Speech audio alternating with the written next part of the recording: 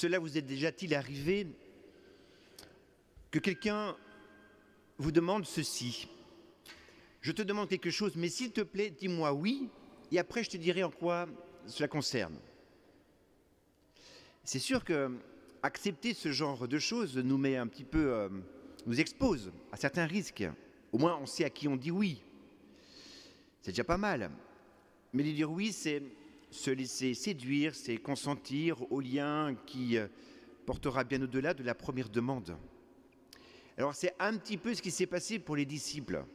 Alors c'est différent, mais quand même, ils ont dit oui à Jésus sans savoir où cela allait les mener. Sans savoir qui était vraiment cette personne à qui ils ont dit oui. Oui, je veux te suivre. Il est bon que Jésus les enseigne, les forme sur qui il est. Voilà pourquoi il pose la question: disciples, qu'est-ce que vous avez entendu parler de moi? Qui suis-je pour les autres? Et ils répondent: bah, tu es le Messie, tu es voilà, un prophète, tu es Élie. Et cette question va les amener Jésus à une autre question beaucoup plus importante, c'est: mais pour vous, qui suis-je? Non pas ce que vous savez de moi, ce que vous connaissez de moi, mais pour vous, qui suis-je? Et cette question, elle est fondamentale.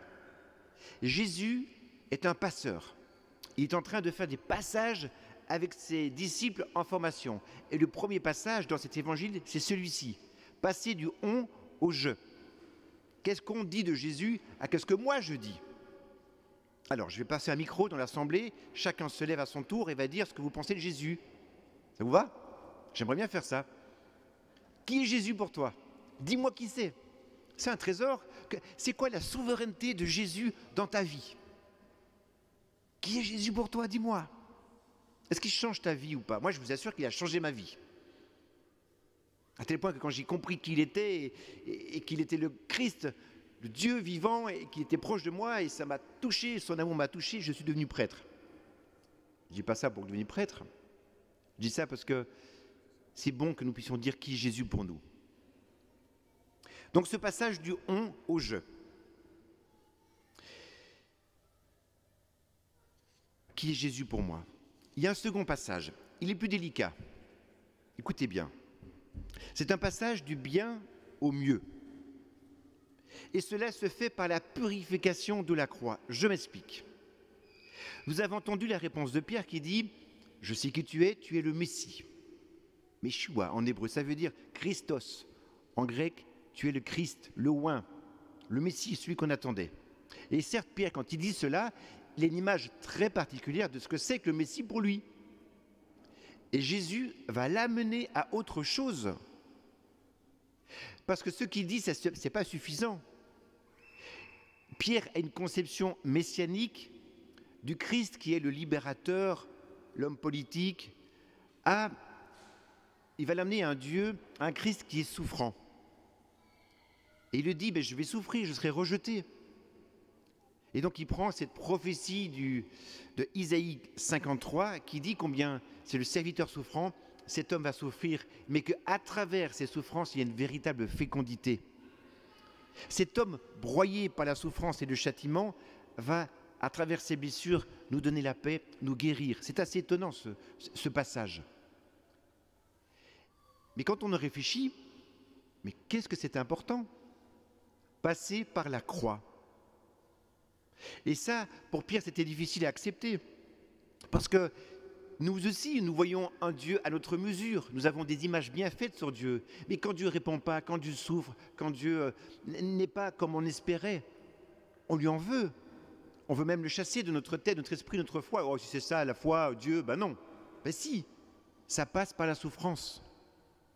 Parce que sinon, on a ce Dieu qui bénit tout et qui fait que nous passons de victoire en victoire comme ça, comme le roi David. Mais non, ça passe par la croix. Donc ce chemin de souffrance est un chemin de fécondité qui nous ouvre à une vie. C'est important que nous puissions nous dire cela. La vie est belle, mais elle est difficile. Et elle nous fait pleurer des fois longtemps et Et on ne peut pas faire l'économie de la souffrance, de la croix. Si tu veux me suivre, prends ta croix. Jésus a pris la sienne, nous devons prendre la nôtre. L'amour, c'est le bonheur. Oui, c'est beau la vie. Mais la souffrance, quand on aime, on souffre, c'est normal. Donc n'ayons pas peur de prendre notre croix, de descendre avec ce Christ, de regarder nos souffrances, de voir comment il a souffert, mais qu'il nous aide aussi. Voici le deuxième passage. Il y a un troisième passage.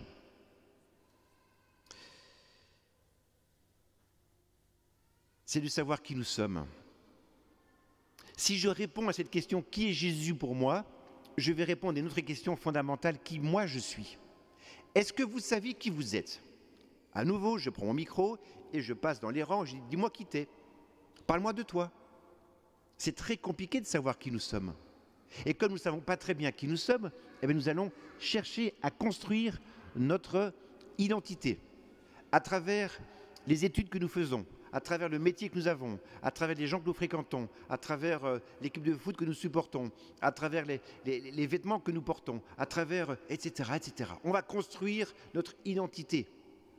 Mais dès qu'on est en échec sur cette identité, je rate mes études, je suis au chômage, je ne me sens pas bien, je ne suis pas en bonne santé, etc., tout de suite, je vais me dire, mais qu'est-ce que je suis nul? Mais je ne vaux rien, personne ne m'aime, et je me dévalorise. Je peux même tomber en dépression. Pourquoi? Parce que je ne sais pas qui je suis. Si tout ce que j'ai mis en place tombe, s'effondre, mais alors du coup, pour qui j'ai de la valeur?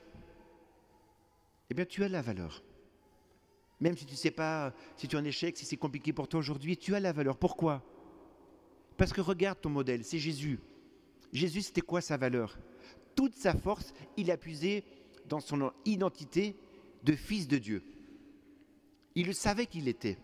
À sa naissance, à 12 ans, il dit « Oh, maman, il faut que je sois aux affaires de mon père », dit-il à Joseph, son père adoptif. Il a été baptisé. Quand il a été baptisé, il a entendu cette voix « Tu es mon fils bien-aimé, en qui j'ai mis tout mon amour ». Il savait qui il était. Il est parti dans le désert, il a affronté les difficultés, comme nous. Et ensuite, à Transfiguration, de nouveau, il a réentendu cette voix « Tu es mon fils bien-aimé ». Il savait qui il était. Ça lui donne une force incroyable. Eh bien, nous sommes des chrétiens. Levez la main les baptisés. Levez la main, tous ceux qui sont baptisés. Tous, pratiquement. Et ceux qui ne sont pas baptisés, venez me voir à la fin de la célébration. Cette identité, vous l'avez par votre baptême. Vous êtes enfants de Dieu. Mais il n'y a pas plus grand que cela. Vous n'êtes pas des chefs de la République, des rois, des princes, des comtes, je ne sais pas quoi, vous n'êtes pas des propriétés. Non, vous êtes enfants de Dieu, il n'y a rien de plus grand que cela. C'est beau, non? Eh bien, on ne le sait pas assez. Et il est bon aujourd'hui de réentendre, tu es mon enfant bien-aimé, ton identité, tu l'as en moi. Donc quand je réponds à cette question, qui est Jésus pour moi? Je réponds aussi à cette question, qui je suis moi? Et du coup, je trouve mon identité. Et du coup, je fais ce troisième passage de cette connaissance extérieure à moi-même à une connaissance intérieure. C'est beau, non, ces trois passages? Je vous les résume. Passage du on au je. Ce que j'ai entendu dire de Jésus, à qui il est pour moi. Et j'aimerais bien que dans ce passage, vous puissiez aller plus loin et que vous puissiez dire aux autres qui est Jésus pour vous. Il y en a des invitations dans notre espace missionnaire. Il y en a des gens que nous fréquentons.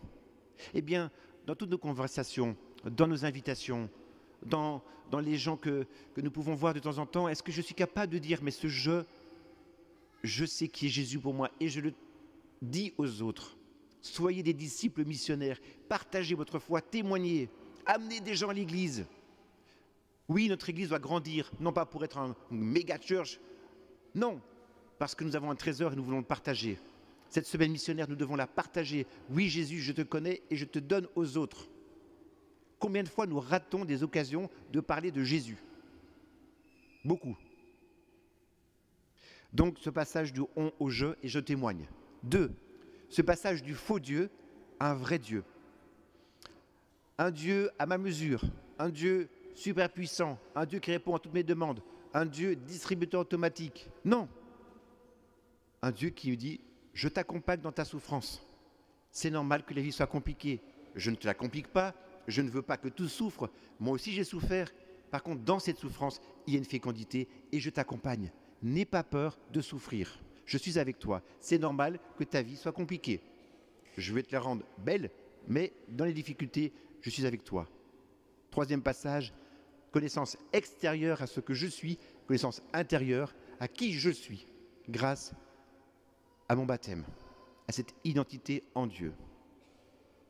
Ça va?